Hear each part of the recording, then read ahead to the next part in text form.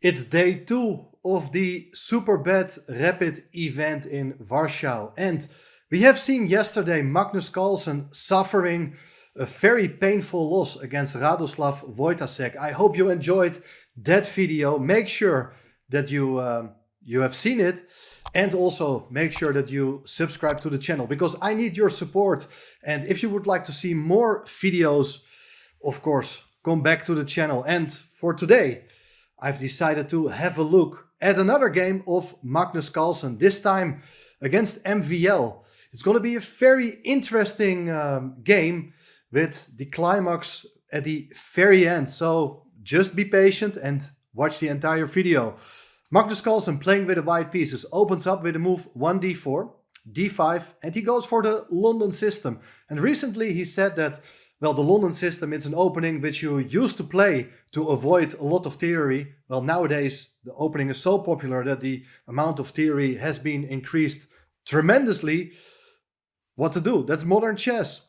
Knight f6, e3, c5, c3. This is characteristic for this opening, to have the pawns on the dark squares and your dark squared bishop outside the pawn chain.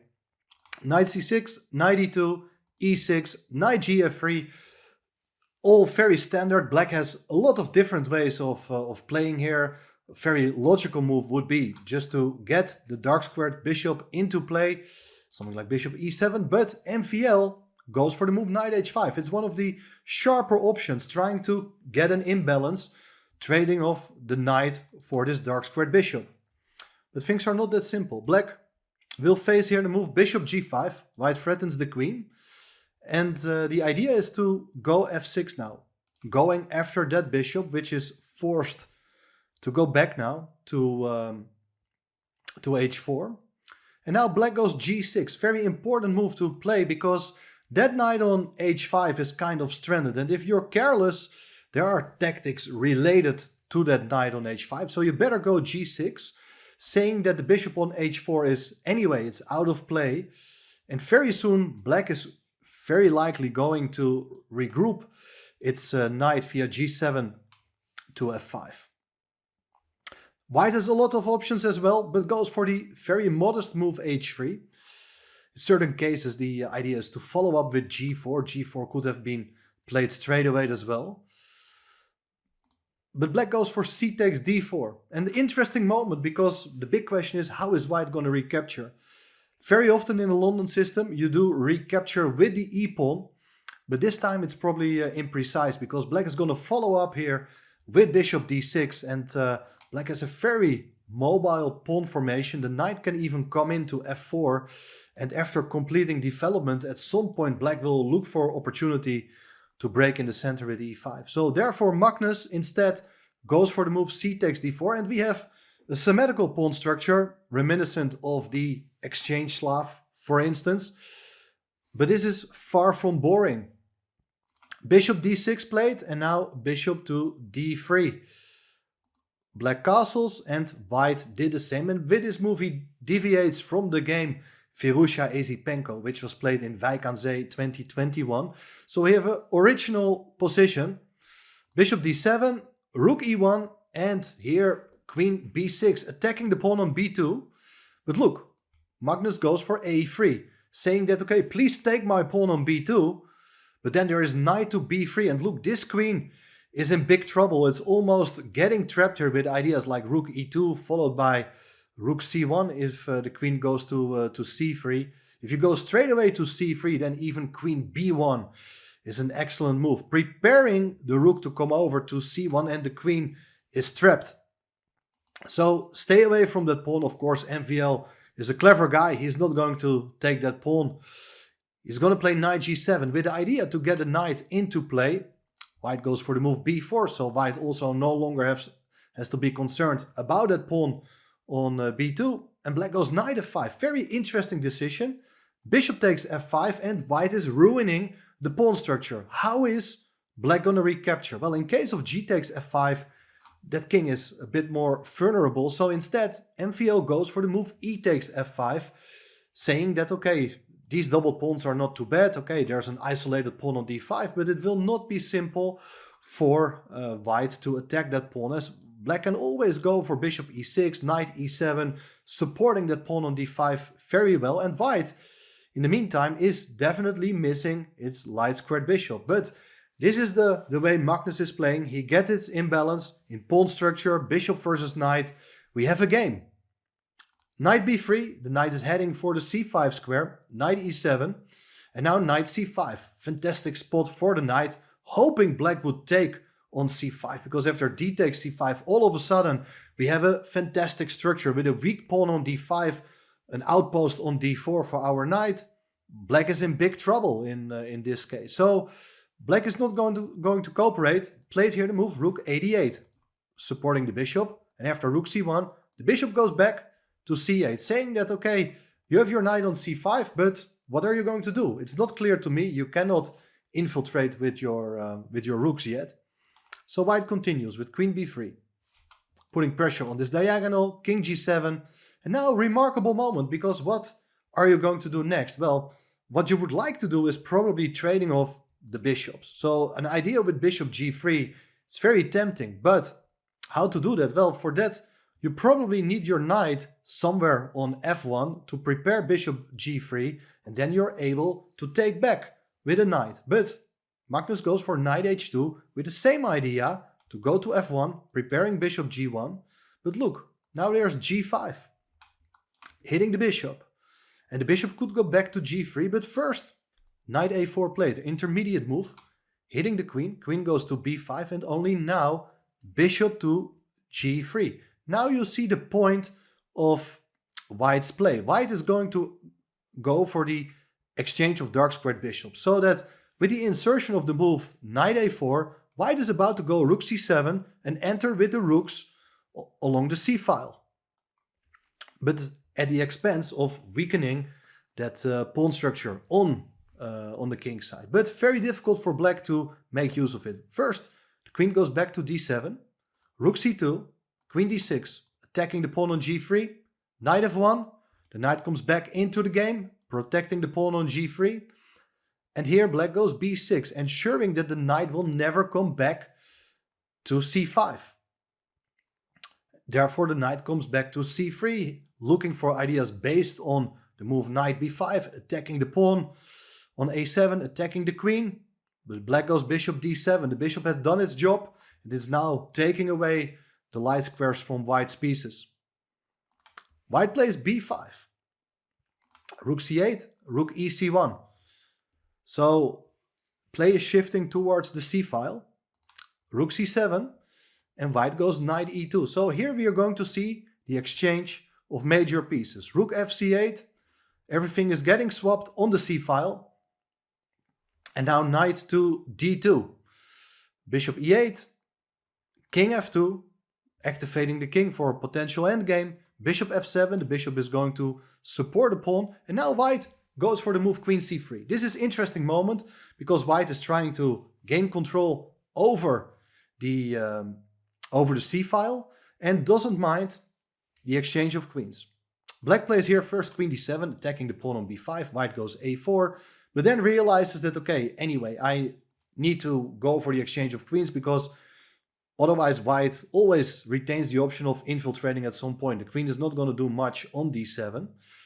So therefore the exchange of queens, queen takes, knight takes, and now white comes up with a very logical plan of placing its knights on b4 and c3 to maximize the pressure against that isolated pawn on d5.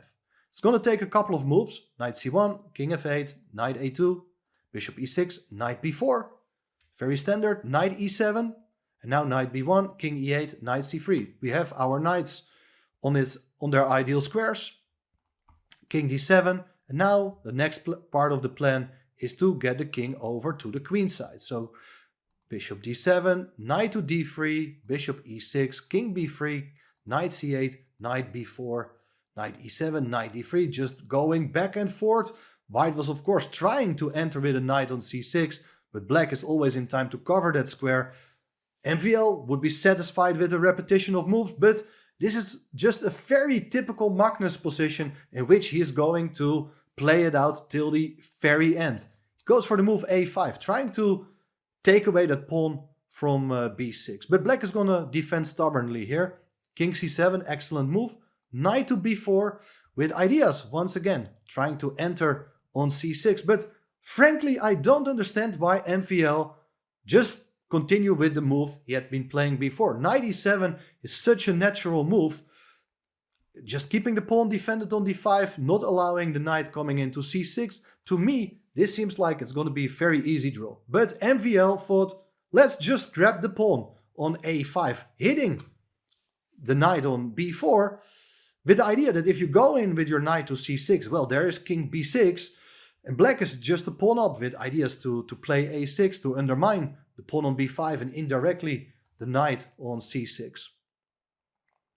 So it could be that something was overlooked here by MVL at this point, because instead Magnus went for the move knight a6 check. Now after king d6, the knight comes in to c5, and all of a sudden we have a sort of breakthrough on the queen side. White is about to go knight b7 check and regain the pawn on a5. You cannot prevent it with king c7 because that would hang the bishop on e6.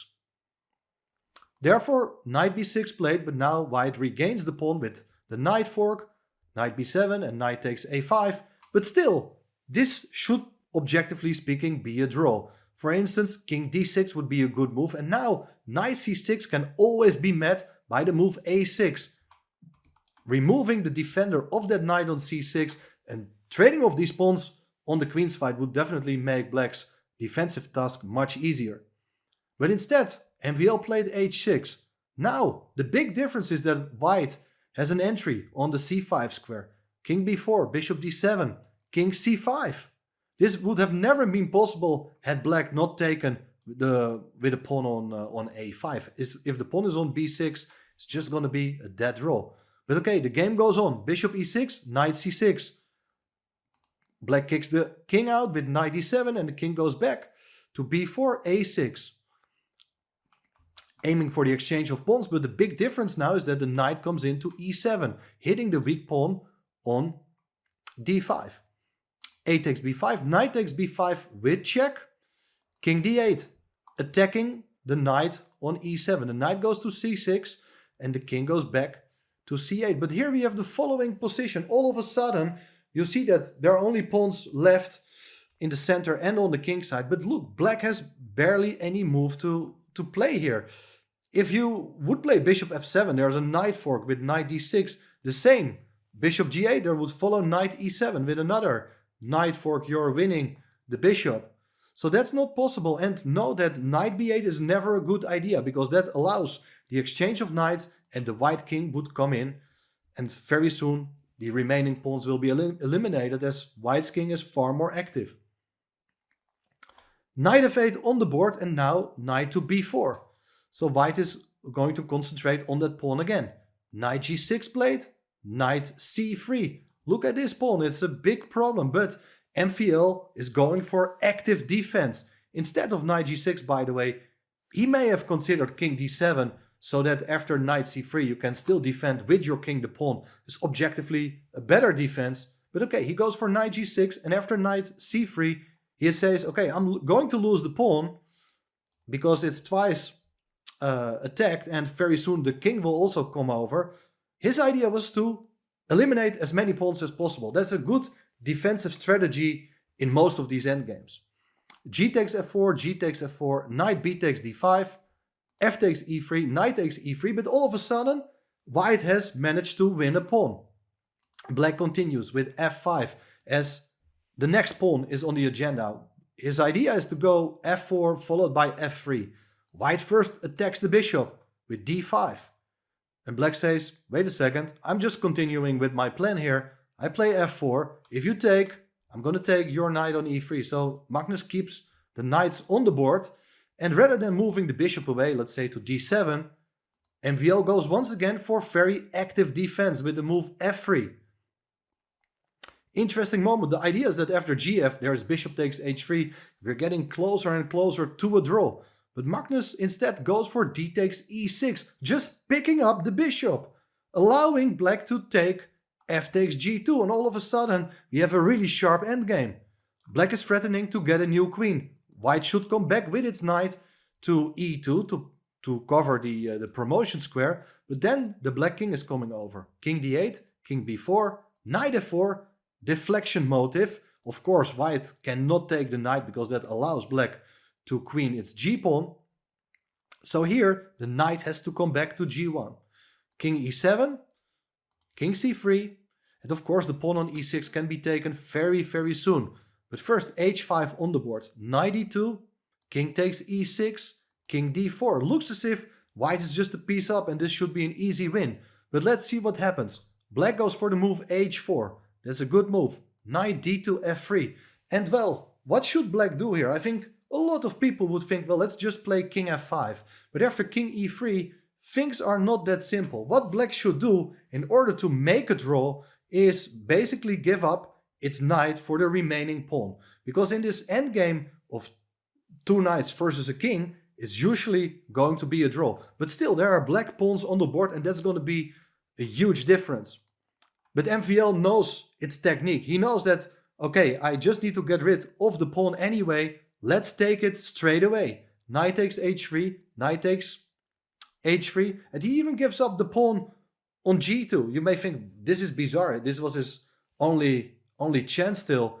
Well, that pawn would otherwise have been taken anyway. And MVL says, okay, this is a theoretical draw. If you want to win, you have to force my king to get into the corner. And that is going to be very difficult. If you look in the table bases, the official endgame sources, they say that this is going to be made in 86 moves. Well, that is just impossible because we all know the 50 move rule. You need to win the game within 50 moves. Within 50 moves, you have to make a pawn move or make a capture. And if not, the opponent is able to claim a draw. Let's see what happens because the game continues here for a while. Knight f3, king e6, king c5, king d7. The black king is trying to go as far away as possible from the black knights. So objectively, it's probably the best idea to go into this corner. While if you're going to that corner, then it will be much easier for the knights to join the attack later on. King d5, king c7, knight e5, king b6, king c4. And now, very interesting moments because MVL played the move king b7, but all of a sudden, the table bases, the endgame table bases are saying that white is winning in just 46 moves from now. But Magnus starts very well. He played here the move king b5. What should black have done? Well, try to run away with king a6 or king a5. So just keep it difficult for white to force the king to go into a corner. But after king b7, white goes king b5. This is an excellent move. After king c7, however, Magnus misses a great opportunity. But over the board, it's a rapid game after all. It's really difficult to figure out how to win this. Let me first show you what happened in the game. There followed knight c4 and the king went back, intending to come over, and all the efforts on the previous couple of moves by white, they are in vain. Look, after king b6, king e6, king c6, king f5, the king is coming over and you're trying to force white to give up the pawn, give up the knight for the black pawn. But after knight e3, king e4, knight g2, king e5, Magnus realized, okay, I'm not going to make any progress. I have not accomplished anything over the last couple of moves. I can take the pawn on h4. And now we have this endgame of two knights versus a king. And it's possible to create a mating pattern in the corner with your two knights so that the king cannot go anywhere. It's made, but you cannot really achieve that position. I'm going to explain you why. But first, okay, two more moves were played and Magnus made a funny joke here by giving away his one of his remaining knights, and the players agreed to a draw. But let's go back to that critical moment where Magnus could have won the game in 46 moves.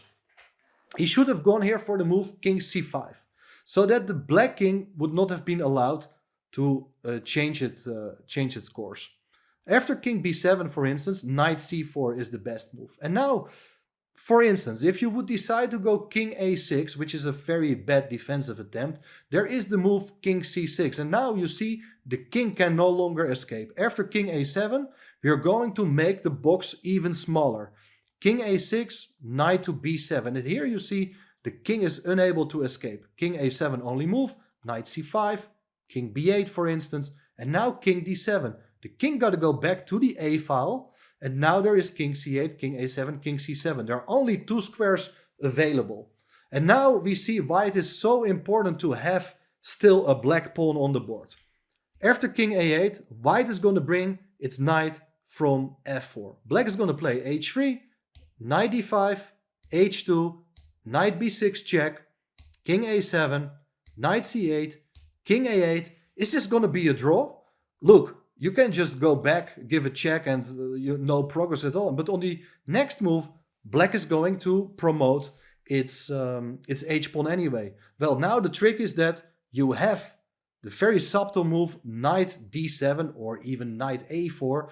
So without this pawn on h2, it would have been stalemate. That is the big trick. But since black still has a pawn, he should go for h1 queen, and now it's knight d2 b6 with a beautiful checkmate of the 2 knights.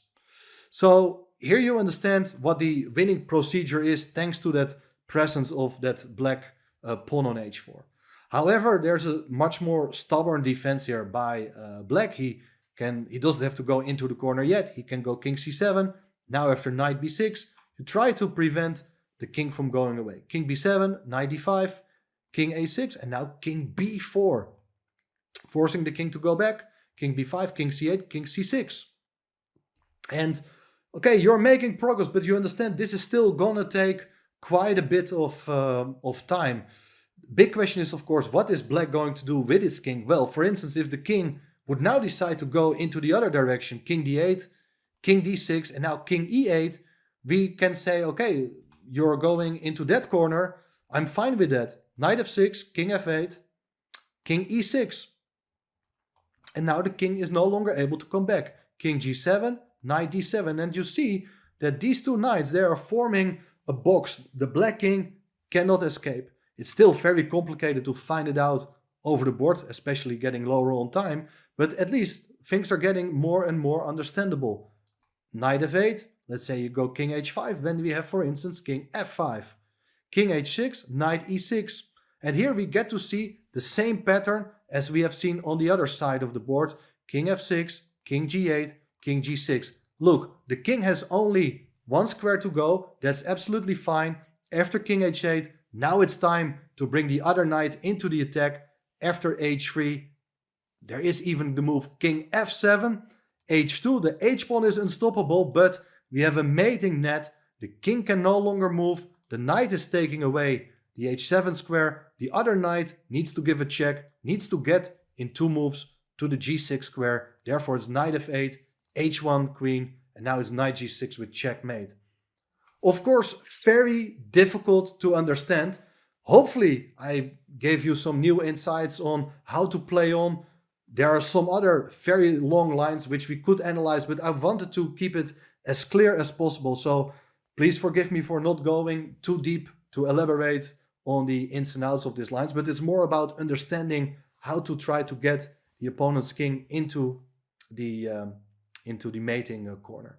Hope you enjoyed watching this video. Magnus, he drew his 3 games today. He is still on a -1 score. He didn't succeed in winning 1 game so far. Let's see what he is capable of in the third